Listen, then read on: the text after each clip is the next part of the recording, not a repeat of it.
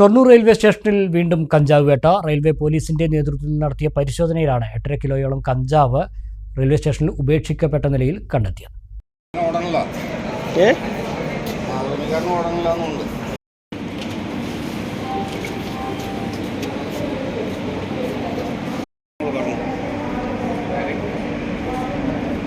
വെള്ളിയാഴ്ച വൈകിട്ട് 5-ന് ദാദറിൽ നിന്നും തിരുനെൽവേലിയിലേക്ക് പോവുകയായിരുന്ന ട്രെയിനിന്റെ ജനറൽ കോച്ചിൽ നടത്തിയ പരിശോധനയിലാണ് ബാഗിൽ ഉപേക്ഷിക്കപ്പെട്ട നിലയിൽ കഞ്ചാവ് കണ്ടെത്തിയത്.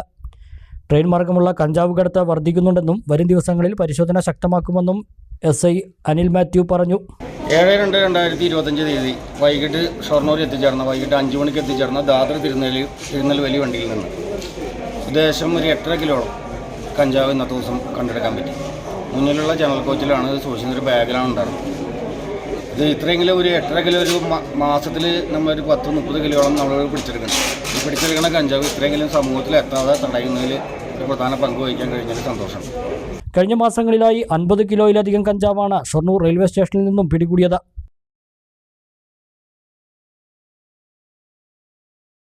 പൂരാഘോഷങ്ങൾ വരവായി പൂരത്തെ വരവേൽക്കാൻ ഒറ്റപ്പാലം കനിഹയും ഒരുങ്ങി. കനിഹ വെഡ്ഡിംഗ് സെന്റർ ഒരുക്കുന്നു Pooram mega sale. Kaniha wedding centre, Ottapalam.